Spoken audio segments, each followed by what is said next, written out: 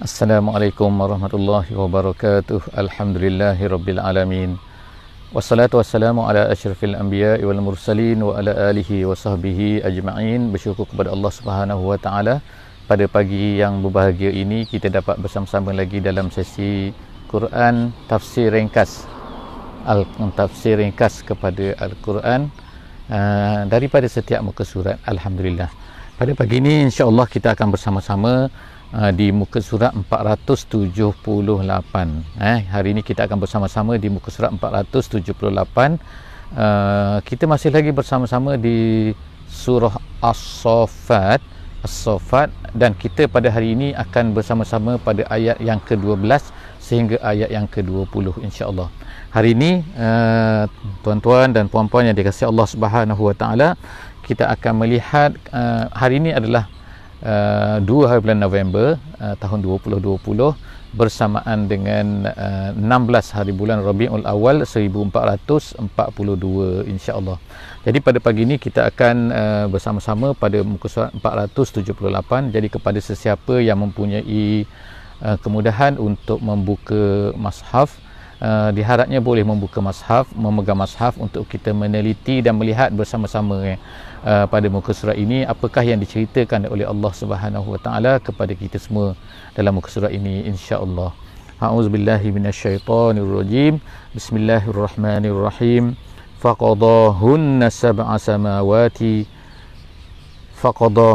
sab'a samawat fi yawmaini wa awha fi kulli sama'in amraha wa zayyana as-samaa'a ad-dunya bimasabiha wa hifza.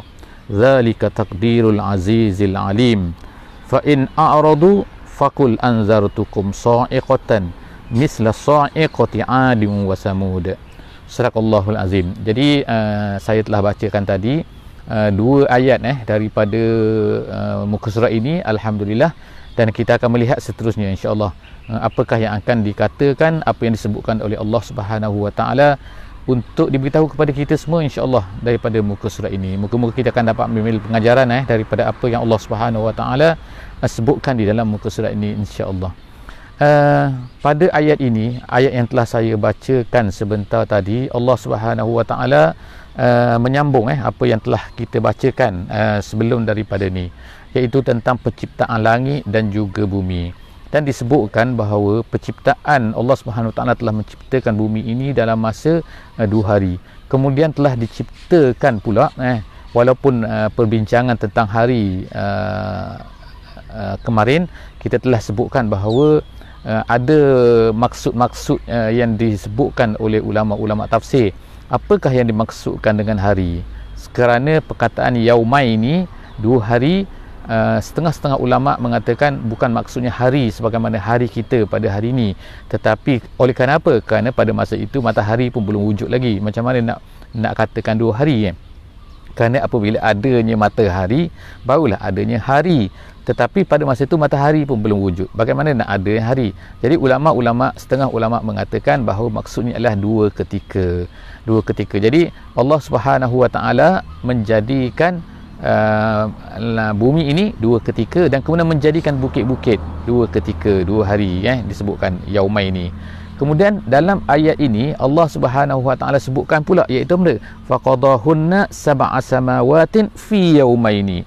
Kemudian dijadikan pula, qada ni artinya adalah penciptaan, diciptakan, abda'a ataupun khalaqa ataupun ja'ala. Jadi Allah Subhanahu wa taala menciptakan langit pula dalam masa 2 hari. Langitnya ialah apa yang berada sebelah atas kita lah, termasuk dalam tu matahari, termasuk dalam tu bulan, termasuk dalam tu bintang-bintang, galaksi dan sebagainya lah. Jadi itu yang dikatakan sebagai as-samawat, langit. Jadi Allah Subhanahu wa taala menyebutkan bahawa dia menjadikan langit-langit ini dalam masa 2 hari. Jadi apabila dalam masa 2 hari, wa auha fi kulli sama'in amraha. Jadi minta maaf sikit sebelum daripada ni Allah kita baca bahawa disebutkan 4. Disebutkan 4, iaitu 2 hari, kemudian 4 hari, kemudian 2 hari. Allah Taala menyebutkan bahawa dia menciptakan rawasi 4 disebutkan, 4 perkataan 4 arba. Jadi Kalau dicampurkan semua, dia jadi seolah-olahnya dia menjadi apa? 2, kemudian tu 4, kemudian tu 2. Jadi kalau dicampurkan semua maknanya menjadi 8. Sedangkan di dalam setengah-setengah tempat lain Allah Subhanahu Wa Taala menyebutkan bahawa ianya bukan 8 tapi fi sittati ayyam. Jadi di sinilah terdapatlah golongan-golongan orientalis. Orientalis ni siapa? Iaitu orang-orang yang orang-orang kafir tapi mereka ni belajar Islam. Mereka ni tak Islam tapi mereka ni belajar Islam. Kita lihat pada hari ini ramailah kan orang-orang yang begitu kan, iaitu orang-orang yang mereka ni adalah pakar-pakar, mereka ni kadang-kadang menjadi profesor dan sebagainya, tidak Islam di negara-negara barat lah biasanya. Dan mereka ni belajar Islam dan mereka tahu banyak perkara dalam Islam ni. Dan mereka telah menggunakan poin ini untuk mengatakan bahawa apa? Tengok dia kata dengan Quran dalam surah Saffat, dalam surah Fussilat, minta maaf, bukan Saffat, Fussilat, minta maaf. Allah Subhanahu Wa Taala sebutkan apa? Iaitu dia katakan 2, kemudian 4, kemudian 2. Sebenarnya ini adalah satu kita nak katakan satu perkara yang memang tidak betul. Kenapa? Kerana ulama-ulama tafsir mengatakan perkataan 2, kemudian 4, kemudian 2, sebenarnya 4 yang kedua tu, iaitu Allah Taala menjadikan langit-langit tu 4, dia kata sebenarnya 4 itu lah termasuk campur dengan menjadikan bumi. Jadi artinya ialah menjadikan bumi, kemudian seperti mana contohlah kita katakan kita ni berada di Bandar Seri Begawan sekarang ni, kemudian kita nak pergi ke mana? Kita nak pergi ke Kuala Belait katakan, ambil masa berapa? Contohlah kata 2 jam. Jadi kita kata saya pergi ke Kuala Belait dalam masa 2 jam, tapi on the way tu ialah Tutong. Jadi kita kata 1 jam tu ialah di Tutong. Jadi maksudnya ialah saya pergi tu dalam 2 jam. 2 jam tu apa? Termasuk Tutong dan juga ni. Jadi Tutong tu 1 jam. Jadi bukannya 2 jam tu ialah maknanya pergi ke Tutong tu 2 jam. Itu maksud dia lah. Jadi artinya kat sini ialah kita ada di sini, kita ada 2, kemudian kita ada 4 dan kemudian ada 2. Sebenarnya 4 itu ialah termasuk Allah Ta'ala menjadikan langit, menjadikan bumi dan menjadikan bukit-bukit itu dalam masa 4. Bukannya maksudnya 4 itu ialah kejadian khusus. Jadi insya-Allah itu maksud dia lah. Jadi ulama-ulama Islam telah menolakkan cara pemikiran. Apa? Kerana cara berfikir begitu adalah memang cara berfikir untuk sengaja untuk mencari keburukan, mencari perkara yang tak betul lah kita katakan. Tetapi sebenarnya mengikut bahasa Arabnya sebenarnya tidak maksud macam tu. Jadi artinya bila kita faham bahasa Arab, barulah kita faham sebenarnya ialah 4 itu adalah termasuk dalam 2. Jadi sebenarnya ialah 6, dia bukannya 8. Jadi Allah Subhanahu Wa Taala sebutkan kat sini, maka Allah Taala menciptakan 7 langit itu di dalam masa 2 hari. Dan kemudian wa auha fi kulli sama'in amraha. Kemudian tu langit itu, setiap daripada langit itu mempunyai tugas-tugasnya lah. Kemudian wa zayyana as-samaa'a ad-dunya bimasabiha wa hifza.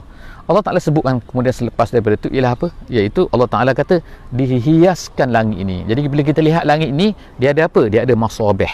Masabih itu artinya ialah lampu ataupun pelita lah kalau dalam bahasa lamanya. Jadi apa maksud pelita? Apa maksud lampu ni? Allah Taala menjadikan bintang tu.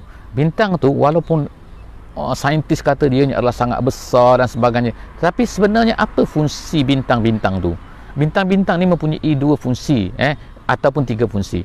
Kalau kita lihat di sini Allah Subhanahu Wa Taala menyebutkan 2 fungsi di sini. Di dalam tempat lain Allah Taala sebutkan lagi kan wa bin najmi hum yahtadun. Bintang ini, manusia ini boleh menggunakan bintang itu untuk menjadi tanda arah kepada mereka dalam perjalanan di waktu gelap kan. Jadi maknanya bintang ini dia ada arahnya, ada arah selatan, ada bintang selatan gitu kan. Australia, New Zealand ada bintang selatan itu kan. Sebab bintang itu sentiasa mengarah ke selatan. Jadi artinya bintang itu menjadi satu tanda penunjuk kepada manusia. Itu yang pertama. Yang keduanya ialah yang kedua dan yang ketiga ialah disebutkan di dalam ayat ini. Iaitu yang pertama apa? Yang kedua yang apa? Kedua sebagai zinah. Sebab tu Allah Taala sebutkan sini wa zayyana as-samaa'a ad-dunya. Allah Ta'ala menghiaskan dengan bintang-bintang tu. Tu yang kedua. Yang ketiganya adalah apa? Sebagai hifzon. Hifzon ni apa? Iaitu hifzon adalah untuk menjadi penjaga. Penjaga apa? Jadi majoriti ulama-ulama mengatakan bahawa maksud penjaga kat sini iaitu bintang-bintang ini akan menembak atau melontarkan meteor-meteor yang kita panggil kan, iaitu apabila syaitan ni ataupun iblis ataupun tentera-tenteranya lah kan cuba untuk mencuri maklumat-maklumat daripada langit ni. Jadi perkara ini berlaku sebelum daripada Nabi Muhammad SAW diutuskan. Tapi selepas daripada tu, jin-jin ini cuba untuk pergi ke atas, tiba-tiba mereka ni ditembak. Dia panggil istaraka. Min kulli syaitanin marid. Hifzan tu daripada syaitan marid, sebagaimana disebutkan dalam surah Saffat yang telah kita baca sebelum daripada ni. Jadi masya-Allah jadi sebenarnya Allah Subhanahu Wa Taala sebutkan kat sini lah, yang pertama ialah perhiasan, dan yang kedua adalah untuk menjadi penjaga. Dan tempat lain Allah Taala sebutkan sebagai menjadi penunjuk kepada manusia yang sedang berjalan di waktu malam. Zalika takdirul azizil alim. Jadi itu semua adalah ketetapan. Takdir itu maknanya adalah ketetapan Allah yang maha aziz, yang maha alim. Aziz ni apa? Aziz ni maknanya apa, orang tu dipanggil aziz apabila dia tu tidak boleh dikalahkan. Jadi Allah Subhanahu Wa Taala ni tidak ada kuasa yang boleh mengalahkan dia. Jadi sebab itulah apabila Allah Taala ni berkuasa, maka berkuasa tidak boleh dikalahkan oleh sesiapa. Jadi syaitan ini, iblis ni, apabila dia nak pergi cari maklumat tu kan, naik ke atas tu kan, jadi mereka tak dapat. Kenapa? Kerana Allah Taala dah letakkan sebagai penjaga langit ni, iaitu apa? Bintang-bintang. Kemudian Allah Taala mengetahui kenapa dia buat macam tu. Al-Alim. Seterusnya, fa in a'radu. Apabila Allah Taala dah sebut semua tu kan, tapi mereka ni tetap juga menolak dakwah ni. Mereka tetap juga menolak Islam. Mereka tetap juga berpaling. Sebab itulah Allah Subhanahu Wa Taala berkata kat sini, fa in a'radu, wahai Muhammad. Jadi kisah kita ni kan masih lagi maknanya berpusing kan, akan menceritakan tentang dakwah Nabi. Suasana Nabi sedang berhadapan dengan orang-orang yang menentang baginda.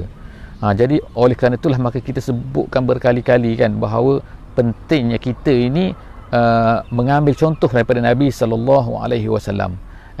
Sebagaimana sempena kita sekarang ni mengadakan sambutan Maulid Nabi sallallahu alaihi wasallam. Kalau tema di negara Brunei Darussalam ni, temanya adalah membangun mengikut akhlak Nabi sallallahu alaihi wasallam. Jadi antara akhlak Nabi yang besar ialah iaitu bagaimana cara hidup baginda. Cara hidup baginda iaitu bagaimanakah perbuatan baginda, apakah yang dilakukan oleh baginda, apakah tugas baginda. Tugas baginda ialah menyampaikan Islam. Itu adalah akhlak yang paling besar lah. Antara akhlak yang paling besar dalam kehidupan baginda ialah menyampaikan Islam kepada manusia. Jadi oleh kerana itulah apabila baginda Nabi SAW ni menghadapi banyak masalah dalam kerja dia, dalam tugas dia, jadi Allah Subhanahu Wa Taala akan guide dia, akan pandu dia, akan hiburkan baginda sallallahu alaihi wasallam. Jadi oleh kerana itulah maka apabila kita melihat Quran, kita akan melihat bahawa di mana-mana pun, ayat mana pun, kita akan jumpa bahawa apa? Guide Allah Subhanahu Wa Taala, panduan Allah Subhanahu Wa Taala. Allah Taala memandu Nabi kita sallallahu alaihi wasallam. Allah Taala memujuk, Allah Taala memberi hiburan kepada Nabi kita sallallahu alaihi wasallam, dan Allah Taala memberi guide. Kita tengok di sini Allah Taala kata apa? Fa in a'radu. Kalau mereka itu berpaling. Jadi siapa yang berpaling? Orang yang berpaling itu ialah orang-orang yang didakwahi oleh Nabi sallallahu alaihi wasallam. Jadi kalaulah kita sekarang ni pada hari ini, kalau mereka ni berpaling, maka perkara yang sama jugalah yang perlu kita buat untuk mengikut baginda Nabi sallallahu alaihi wasallam. Apa kata Allah Subhanahu Wa Taala? Fa in a'radu, kalaulah mereka ni wahai Muhammad berpaling, tak nak ikut, tak nak dengar apa yang kamu cakap, faqul anzartukum sa'iqatan misla sa'iqati 'adin wa samud. Aku beri amaran kepada kamu semua. Katakan, beritahu kepada mereka wahai Muhammad, katakan aku memberi amaran kepada kamu sa'iqatan. Sa'iqatan ni ialah petir kalau dalam terjemahannya kan, petir iaitu satu benda yang menyambar, satu benda yang berada di bawahnya, tak kira lah kan jadi tak boleh lawan dah. Itu dipanggil sa'iqah dan datangnya dengan cepat sekali. Jadi kita sebut petir lah kan Jadi Nabi SAW diberitahu, disuruh oleh Allah Subhanahu Wa Taala supaya beritahu kepada mereka ni bahawa kan aku beri amaran kepada kamu dengan apa? Dengan satu petir, satu azab yang dahsyat yang datang daripada Allah Subhanahu Wa Taala dengan cepatnya, sebagaimana yang telah berlaku kepada sa'iqatu 'adin wa samud. 'Ad dan juga Samud ni ialah dua bangsa Arab yang diketahui oleh orang-orang Arab ni kan. 'Ad ni ialah iaitu kaum yang berada di sebelah selatan negeri Arab dan kemudian Samud tu ialah yang berada di sebelah utara daripada Mekah dan juga Madinah, yang sampai sekarang masih ada lagi, iaitu kaum Nabi Saleh alaihi salam. Jadi cerita berkaitan dengan ayat ini ialah ada satu cerita yang menarik, iaitu apa? Iaitu pada satu ketika Sonadid ni mana pembesar-pembesar Quraisy lah kan. Mereka ni dah sangat pening kepala dah kan, boring dah macam mana Muhammad ni kan. Apabila tiba-tiba tengok Hamzah dah masuk Islam, tiba-tiba mereka tengok kan Umar dah masuk Islam, jadi mereka ni tension. Mereka pun berpakat lah, berkumpul lah, berhimpun lah, bermesyuarat lah sama-sama mereka. Di mana? Iaitu di Mekah tu. Mereka pun bincang-bincang apa yang mereka kata. Mereka kata nampaknya Muhammad dia tak boleh nak lawan dah kita ni kan. Jadi kita carilah siapakah di kalangan kita ni orang yang paling pandai bercakap, orang yang paling banyak ilmu, orang yang paling apa di kalangan kita ni. Lalu pada masa tu ada seorang daripada mereka tu berkata, dia kata siapa orang tu yang mengaku tu, yang akan buat tu, yang akan laksanakan perkara ni, iaitu dia kata aku tu ialah nama dia Utbah bin Rabi'ah. Jadi Utbah bin Rabi'ah ni dia ni kira orang pandai lah di kalangan orang Arab ni. Dia pun di kalangan orang Arab Mekah tu. Jadi dia pun pergi jumpa dengan Nabi SAW. Apa dia kata?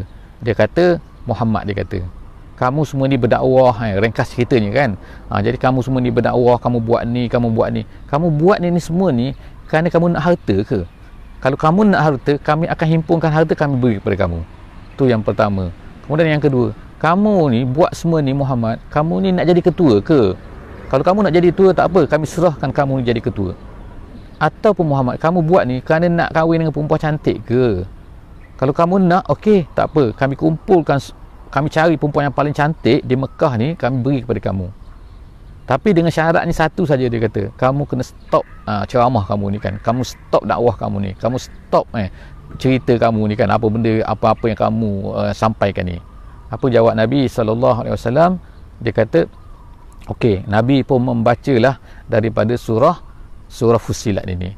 Itu yang best kan. Jadi Nabi baca daripada awal Fussilat ini. Kita dah baca dah kan semalam, daripada awal Fussilat ni.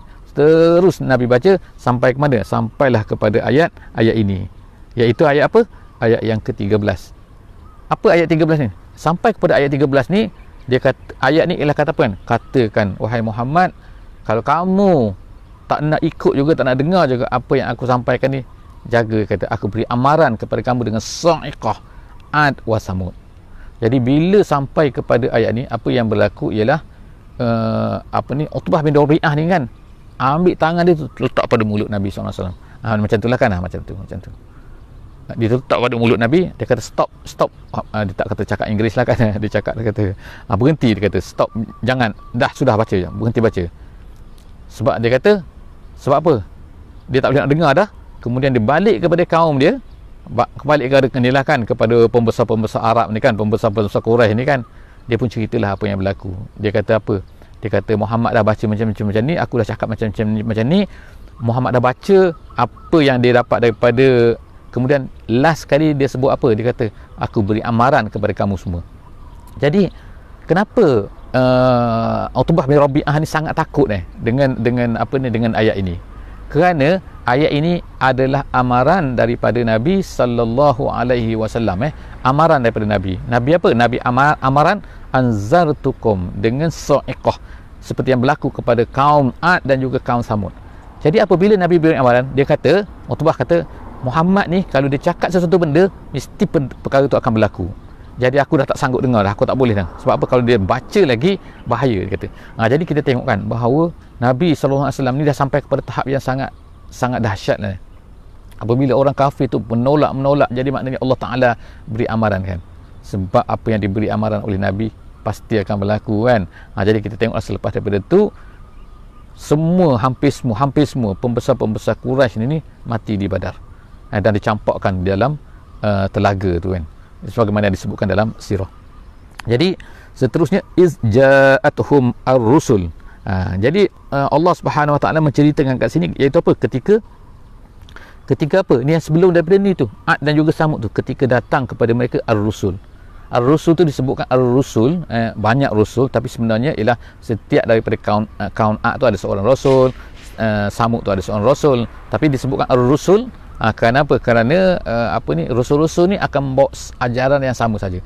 Mereka ni ialah satu batalion lah, kita katakan satu kumpulan saja kan, walaupun bernama lain-lain, walaupun kaum lain-lain, tapi kami semua adalah sama. Jadi sebab tu Allah Ta'ala sebut sini, kata izja'atuhumur rusul min baini aydihim wa min khalfihim. Apa maksud min baini aydihim wa min khalfihim?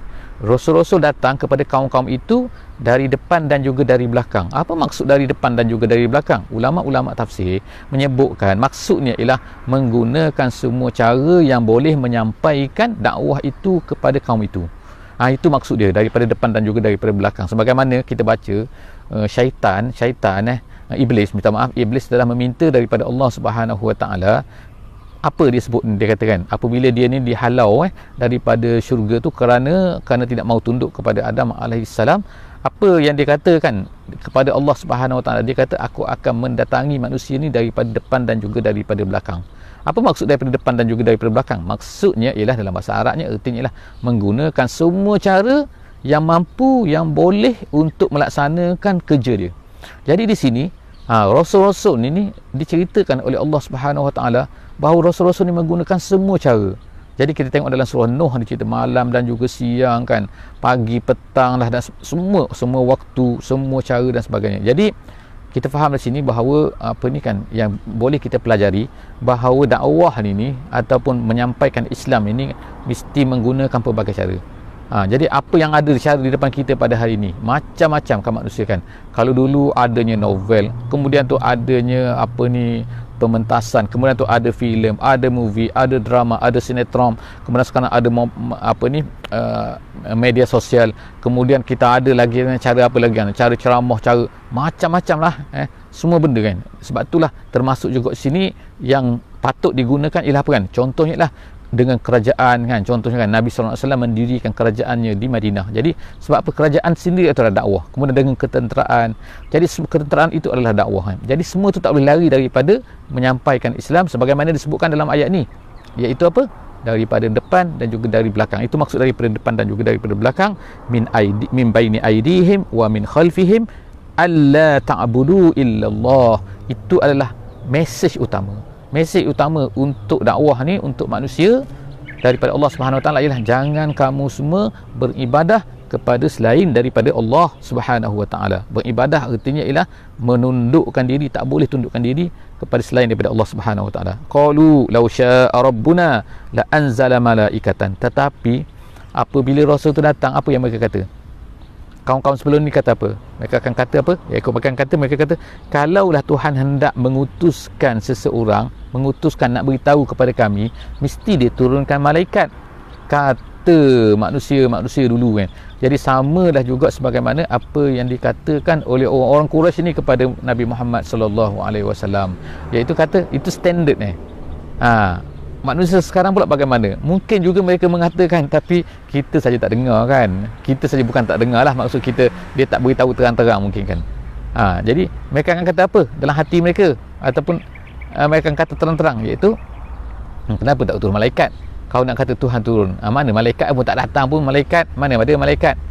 Ini manusia macam kau Muhammad, dia kata. Kalau kita sekarang macam kau semua ni, pendakwah kan, manusia, turunlah malaikat.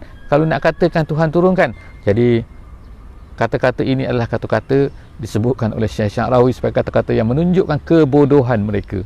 Kenapa? Kalaulah turun malaikat, nescayalah mereka ni, malaikat tu pula perlu menjadi seperti seorang manusia. Nanti bila jadi bentuk manusia pula, nanti mereka kata pula, manusia macam mana? Kalau tak manusia, kalau malaikat, macam mana mereka nak turun? Sebab malaikat ni boleh buat, mereka akan kata pula kan, mereka akan kata, alah dia boleh lah, dia malaikat, tak makan, tak minum, tak gini kan, boleh lah dia buat ini dan itu, dia malaikat. Jadi kalau malaikat pun ada masalah, kalau manusia pun ada masalah, kesimpulan dia, manusia ni memang mencari alasan untuk tidak mahu mengikut. Itu kesimpulan dia. Jadi Allah Subhanahu Taala sebut sini, fa'amma adun, Allah Taala detailkan selepas daripada itu kan, apakah yang berlaku kepada Ad, kaum Ad ni. Allah Taala sebut sini, fa'amma adun fastakbaru. Ad ni, dia ni istikbar. Kita sebut sebelum daripada ni kan, istikbar ni artinya ialah apa? Artinya bila manusia tu merasa sombong, merasa bongkak. Jadi samalah ni, Ad ni bongkak fil ardi bi ghairil haqqi, tanpa kebenaran, tanpa sebenar. Maknanya bukan dengan cara yang betul lah, bukan sebab yang betul Sebab yang betul ni kadang-kadang maknanya ada, boleh kan istikbar kerana sebab yang betul. Maknanya boleh. InsyaAllah kita akan sebut di tempat lain. Di sini disebutkan sini bi ghairil haqqi wa qalu man ashaddu minna quwwah, dan mereka berkata, Mereka berkata apa? Mereka kata bahawa siapa lagi yang paling kuat atas dunia ni? Jadi kalau kita tengok cerita kaum Ad ni kan, memang hebat dia ni memang besar, dia boleh cabut pokok-pokok apa ni kurma tu kan, dengan tangan dia, hebat cerita macam-macam lah kan, cerita kan, walaupun ada betul ada tak betul kan, tapi maknanya nak ceritakan kehebatan kaum Ad ni kan, dia ni tinggi, dia ni besar, dia ni hebat kan, tetapi sebab itulah dia bangga. Dia bangga dan dia ni rasa bongkak, dan dia mengatakan siapa lagi yang lebih kuat daripada kami atas dunia. Perasaan bongkak lah kan atas dunia sekarang pun macam tu lah juga kan, ada orang-orang yang bongkak ni, ada bangsa-bangsa yang bongkak ni. Jadi dia kata siapa yang boleh lawan kami lagi, seolah kata macam tu lah kan. Macam-macam dia buat tindakan kepada orang-orang kecil, orang-orang yang lemah dan sebagainya. Jadi Allah Ta'ala menjawab, wa kanu bi ayat awalam yarau annallaha allazi khalaqahum wa ashaddu minhu quwwah. Mereka tak tahu ke, mereka tak sedar ke bahawa Allah Ta'ala yang mencipta mereka itu lebih kuat lagi daripada mereka? Sebab apa? Kalau Allah Ta'ala lemah, macam mana nak ciptakan mereka? Mereka kata mereka ni kuat, siapa yang ciptakan mereka? Jadi manusia ni sentiasa mengaku sebenarnya, kalau orang Arab tu mengaku bahawa Allah itu Rabb mereka, yang menciptakan mereka, tahu Allah Ta'ala menciptakan mereka, tapi kenapa tiba-tiba mereka apabila Allah Subhanahu Wa Ta'ala datangkan sesuatu, mereka tak nak ikut, mereka tak nak patuh, tiba-tiba mempertuhankan kepada batu, kepada berhala dan sebagainya. Allah ini hanyalah salah satu saja daripada Tuhan mereka, Tuhan yang menciptakan, tetapi mereka sembah batu, mereka ikut hawa nafsu dan sebagainya. Seterusnya Allah Ta'ala kata, wa kanu bi ayatina yajhadun, mereka itu menentang, mereka itu tidak mahu mengikuti apa-apa yang datang daripada Allah Subhanahu Wa Ta'ala, tanda-tanda yang datang daripada Allah Subhanahu Wa Ta'ala. Fa arsalna alaihim rihan sarsara. Allah Ta'ala terus cerita, lalu didatangkan kepada mereka angin apa? Yang sarsar. Allah Ta'ala sebut sini angin sarsar. Sarsar ni ialah kata ulama tafsir, dia datang daripada perkataan, mungkin datang daripada perkataan sar ni, bila sar ni ialah apabila satu benda yang sangat panas, ataupun juga dia boleh datang daripada perkataan sir sara, ejaan dia sama tapi baris dia berlainan. Sir tu ialah sangat sejuk.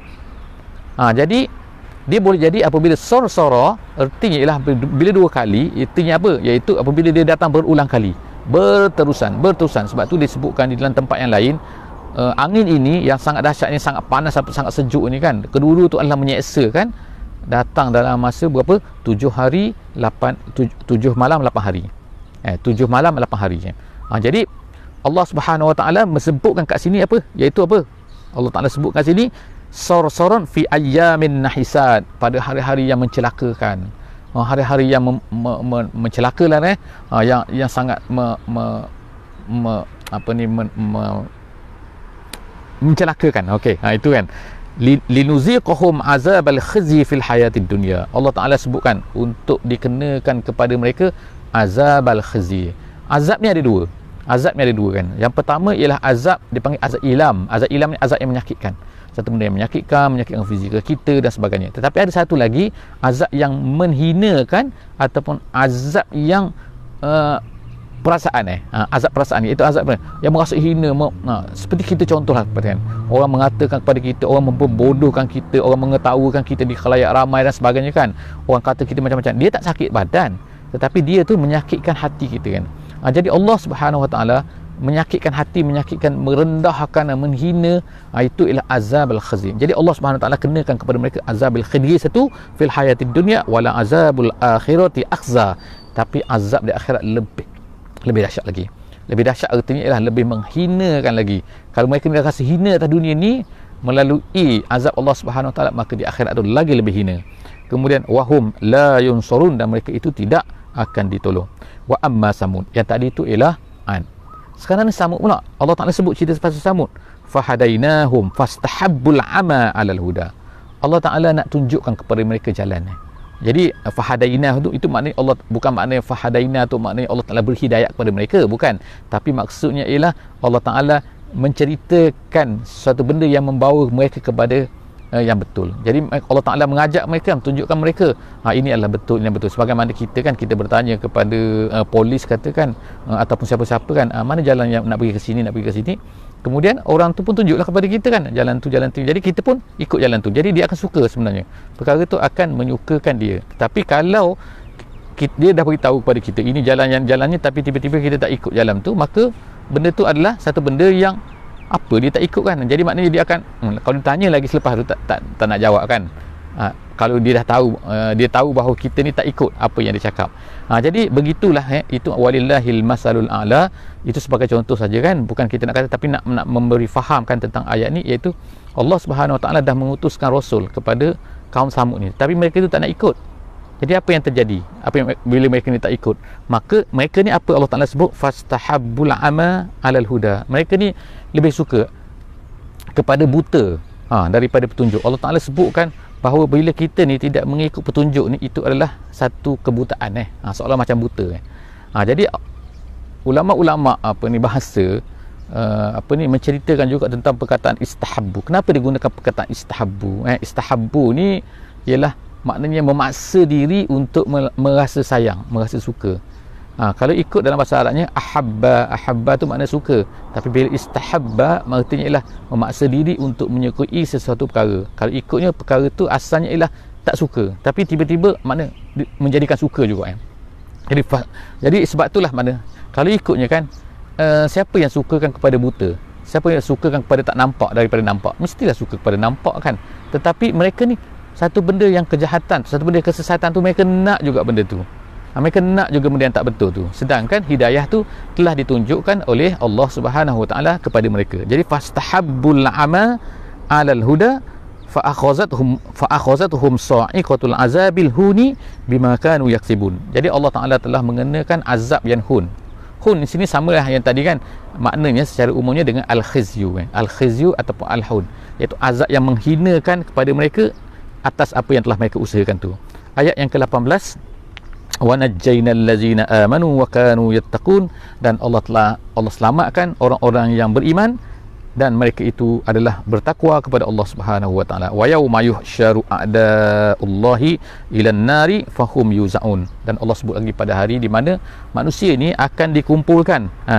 Manusia ni, musuh-musuh Allah ini akan dikumpulkan ilan nar, mereka akan dielak, mereka akan dikumpulkan, dimasukkan ke dalam neraka, fahum yuzaun, dan mereka itu akan yuzaun hatta iza ma yuzaun, maknanya berselerak dibahagi-bahagikanlah mengikut kesalahan-kesalahan mereka, tahap-tahap mereka, dan kemudian hatta iza ma ja'uha syahida alaihim sam'uhum wa absaruhum wa juluduhum bima kanu ya'malun, sehingga apabila telah datang mereka itu ma ja'uha syahida alaihim, pada ketika itu, iaitu ketika dihisap oleh Allah Subhanahu Wa Taala, apa yang terjadi, iaitu mereka ini akan